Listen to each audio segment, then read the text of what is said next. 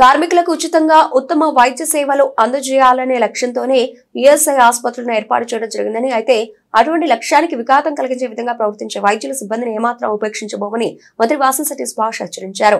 Rajahmundry ESI వైద్యులు సిబ్బంది విధుల పట్ల చూపుతున్న నిర్లక్ష్య ధోరణిని స్వయంగా గమనించిన తదుపరి 5 వైద్యులను 4 అవుట్సోర్సింగ్ సిబ్బందిని సస్పెండ్ చేయడం జరిగిందని ఆయన తెలిపారు. రాష్ట్ర సచివాలయం పబ్లిసిటీ సెల్ లో నిర్వహించిన పాత్రికేయుల సమావేశంలో మంత్రి వాసంశెట్టి సుభాష్ మాట్లాడుతూ, రాజమండ్రి ఈఎస్ఐ వైద్యులు అలాగే సిబ్బంది విధుల పట్ల చూపుతున్న నిర్లక్ష్య ధోరణి వల్ల ఆసుపత్రిలో ఓపీ గరిష్టంగా 50 కూడా లేదని, అయితే వీరిని సస్పెండ్ చేసిన తదుపరి ఓపీ 170కి పెరిగిందనే విషయాన్ని ఆయన స్పష్టం చేశారు. తిరుపతి ఈఎస్ఐ ఆసుపత్రి వైద్యుల విధుల పట్ల ప్రత్యేక శ్రద్ధ చూపడం వల్ల ఆసుపత్రిలో చాలా మంచి వైద్య సేవలు అందజేయడం జరుగుతోందని, అక్కడ ఓపీ దాదాపు 350 దాకా ఉందన్నారు. విధుల పట్ల నిర్లక్ష్యం వహించే ఈఎస్ఐ వైద్యుల సిబ్బందిపై వేటు తప్పదన్నారు.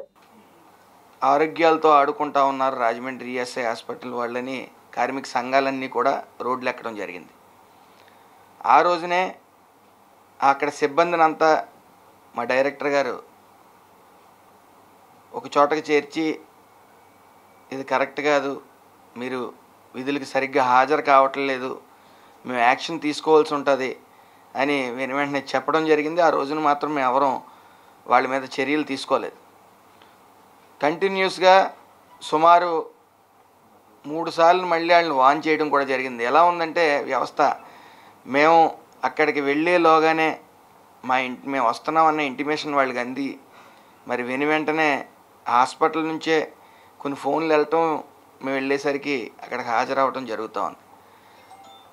ఇది వెంటనే ఈ విషయాన్ని అశ్రద్ధ వహిస్తున్నారని మేము అక్కడికి వచ్చి ఓపీని బట్టి ఒక అవగాహనకు వచ్చి, నేను ఒక్కడనే వెళ్ళాలని సామాన్యుడి కింద అక్కడికి వెళ్ళటం, వెళ్ళిన వెంటనే అక్కడ పేషెంట్ని పట్టించుకోకుండా సుమారు ఓ బ్లడ్ టెస్ట్కి 5 hours పట్టడం టైము. అదేవిధంగా అక్కడ మీరు ముఖ్యంగా గమనించవలసింది 36 నుంచి 50 మించి ఈ మధ్యకాలంలో అక్కడ ఓపీ, అంతకు మించి ఓపీలు అక్కడ నమోదు కావట్లే. అది గమనించి మేము సడన్ రైడ్కి వెళ్ళినప్పుడు చాలామంది అక్కడ ఇంకా మేము వెళ్ళిన టైంకి 10 నిమిషాల ముందే వచ్చారు. అంటే మేము సుమారు 12:30 గంటకి వెళ్తే 1 గంట ముందు వచ్చిన జనాలు కూడా ఉన్నారు. మరి దీని మీద సివియర్ యాక్షన్ తీసుకోవాలని చెప్పి ఎన్నిసార్లు చెప్పినా అశ్రద్ధ వహిస్తున్నారని చెప్పి డైరెక్టర్ గారికి చెప్పగానే ఆయన 9 మందిని సస్పెండ్ చేయడం జరిగింది. జరిగిన తర్వాత ఈరోజు నిన్న ఓపీ 170, 50 నుంచి 170కి పెరిగింది. అంటే పూర్తిగా అశ్రద్ధ వహిస్తూ ఉన్నారు. కొద్ది ల్యాబ్ ఎక్విప్మెంట్ అనేది లేకపోవటం వాస్తవం. అది కనీసం ఓపీ అన్నా నమోదు చేసుకోవాలి కదా. ఒక పేషెంట్ హాస్పిటల్కి వచ్చినప్పుడు అతను ఏ రోగం నిర్ధారించి, లేకపోతే అక్కడ దానికి సంబంధించిన ఎక్విప్మెంట్ లేదంటే వాళ్ళు బయటికి వెళ్ళే పరిస్థితి ఉంటుంది. కనీసం ఓపీ కూడా చూడని వైను. ఇలాంటి పరిస్థితుల్లో సస్పెన్షన్ కరెక్ట్ అని చెప్పి ఓ నిర్ధారణకు వచ్చి మరి డైరెక్టర్ గారు కూడా యాక్షన్ తీసుకోవడం జరిగింది. ముఖ్యంగా నేను తిరుపతికి వెళ్ళినప్పుడు కూడా ఈ రాజమండ్రి పరిస్థితులకి విభిన్నంగా ఉన్నాయి. అక్కడ ల్యాబ్ ఎక్విప్మెంట్ పనిచేయకపోతే ఆ సూపరింటెండెంట్ సుమారు 4,60,000 రూపాయలు సొంత డబ్బులు ఖర్చు పెట్టి, తర్వాత పెట్టుకుందాం బిల్లు అని చెప్పి సొంత ఖర్చు పెట్టి సుమారు గత 10 years నుంచి లేని విధంగా 350 ఓపీలు నమోదు చేయడం జరిగింది. ఎప్పుడు కూడా తిరుపతిలో 350 గత 10 రోజుల క్రితం 350 ఓపీలు నమోదు చేసుకోవడం జరిగింది.